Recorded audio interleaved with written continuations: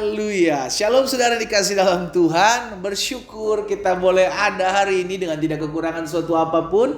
Kita ada di hari terakhir dalam minggu berjalan ini. Kita bersyukur sepanjang minggu Tuhan menyertai kita. Sepanjang minggu Tuhan tolong kita. Sepanjang minggu Tuhan berperkara dalam kehidupan kita. Karena kita percaya hari demi hari yang kita lalui, kita rindu untuk memulainya dengan firman Tuhan. Maka Tuhan menyediakan jalan keluar. Tuhan menyediakan kekuatan. Tuhan menyediakan pengharapan untuk kita tetap terus berpegang akan kebenaran dan kita tetap terus keluar sebagai orang-orang yang menang tatkala kita diperhadapkan dengan berbagai macam pergumulan dan masalah. Melalui program Bible and Coffee ini saya mengajak kembali setiap umat Tuhan yang sudah diberkati melalui program ini, ayo jadi berkat. Bagikan kembali renungan singkat ini sehingga pada akhirnya melalui tangan saudara dan saya boleh menjadi berkat buat setiap umat Tuhan lainnya. Ada banyak umat Tuhan nantinya dikuatkan, diteguhkan iman mereka sama seperti kita dikuatkan. Kita diteguhkan melalui renungan-renungan, melalui program ini. Maka kita percaya apa yang kita bagikan kembali juga boleh menguatkan dan meneguhkan setiap umat Tuhan yang lainnya. Karena saya percaya kita kerjakan bagian kita. Roh Kudus yang akan menjamah setiap hati manusia. Kita berdoa, kita datang kepada Tuhan. Bapa, terima kasih buat kasih karunia Tuhan, buat anugerah Tuhan dalam kehidupan kami. Kami bersyukur kami ada di hari terakhir dalam minggu berjalan ini. Kami percaya hidup kami ada karena pertolongan Tuhan, hidup kami ada karena kasih setia Tuhan.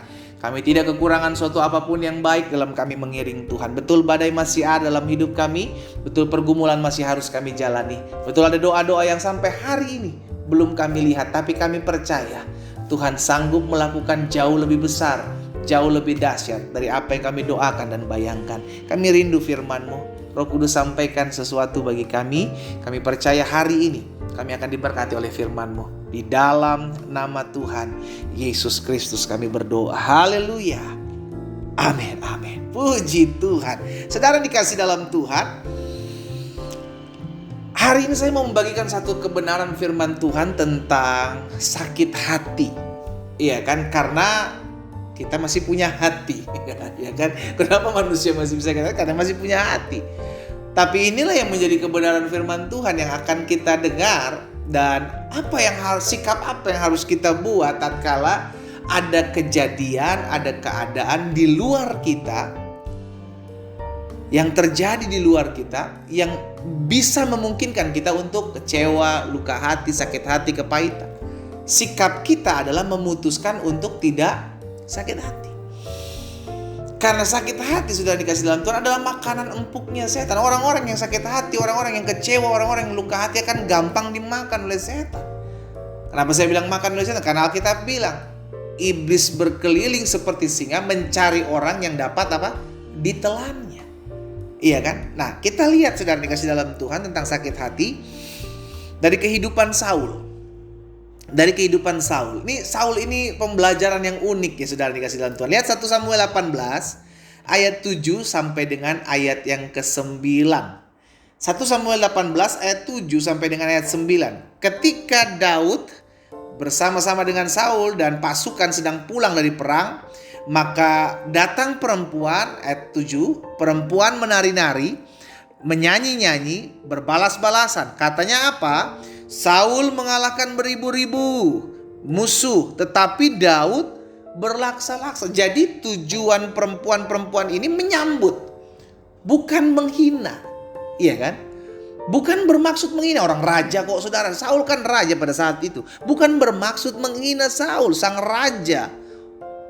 Tapi mereka menyanyikan, menyambut kedatangan mereka sedang selesai berperang. Mereka nyanyi. Dan perempuan-perempuannya tentunya menyanyi dengan tulus. Orang mereka bersorak-sorai kok akan kemenangan, menyanyi-nyanyi, menari-nari. Tapi memang dasarnya si hatinya Saul ini gak benar. Memang dasarnya hatinya Saul siapa? Gak benar. Cuma gara-gara perkataan ini saudara dikasih dalam Tuhan. Perkataan apa? Perkataan nyanyian dari perempuan-perempuan yang menyambut mereka.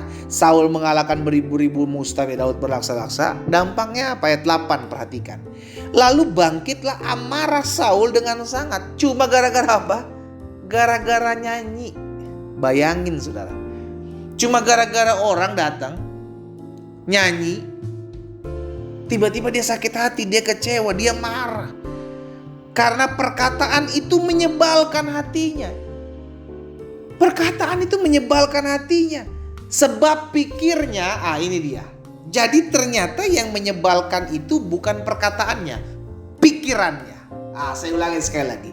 Yang membuat Saul sebal, marah, sakit hati, kecewa, bukan karena perkataannya, tapi karena pikirannya. Karena firman Tuhan katakan ayat 8, lalu bangkitlah marah Saul dengan sangat, dan perkataan itu menyebalkan hatinya. Sebab pikirnya, lihat. Jadi hati-hati dengan pikiran kita, saudara. Kita gak bisa menjaga mulut orang ngomong apapun tentang kita. Kita gak bisa jaga orang fitnah kita. Kita gak bisa jaga mulut orang gosipin kita, ngomongin kita, fitnah kita, hal-hal yang jelek. Kita gak bisa jaga mulut mereka. Itu mulut mereka kok. Tapi minimal kita bisa jaga pikiran kita, kita bisa jaga hati kita. Nah dari Saul hari ini kita belajar. Saul gak jaga pikirannya. Saul gak jaga hatinya. Itu menyebalkan hati Saul. Perkataan itu menyebalkan hati Saul. Sebab pikirnya, ya lihat pikirannya Saul nih, kepada Daud diperhitungkan berlaksa-laksa, tetapi kepadaku hanya beribu-ribu. Parahnya lagi, pikirannya itu mulai keluar asumsi-asumsi yang jahat. Dia mulai berpikir begini, saudara. Akhir-akhirnya jabatan raja itu pun jatuh kepadanya. Jangan-jangan lu ngomongin gua ada maunya nih. Jangan-jangan, nah ini kan seringkali jadi pikiran kita nih. Sesuatu yang belum tentu terjadi, kita udah mulai berpikir-pikir, aduh jangan-jangan dia ngomongin gua nih. Jangan-jangan dia ngerancangin yang jahat nih. Akhirnya hati kita terhadap seseorang mulai salah. Hati kita terhadap seseorang udah mulai jauh. Hati seperti inilah yang jadi makanan empuknya setan, saudara dikasih dalam Tuhan. Akhirnya menghancurkan hidup Saul. Alkitab katakan di ayat 9, sejak hari itu, sejak pada saat itu, maka Saul selalu mendengki Daud. Lihat, yang nyanyi siapa, yang dibenci siapa. Itu permainan setan gitu, lucu saudara. Iya kan? Kita kan sering gitu kan. Ini yang ngomongin siapa nanti ributnya sama siapa. Yang ngegosipin siapa berantemnya sama siapa. Ini kan jelas trik-trik adu dombanya setan, sudah dikasih dalam Tuhan. Semua dimulai dari apa? Hati yang jahat, pikiran jahat. Makanya Amsal bilang dalam Amsal 4 ayat 23, jagalah hatimu dengan segala kewaspadaan, karena dari situlah terpancar kehidupan. Jadi hati kita, kalau gak kita jaga, maka jahat, saudara. Jahat.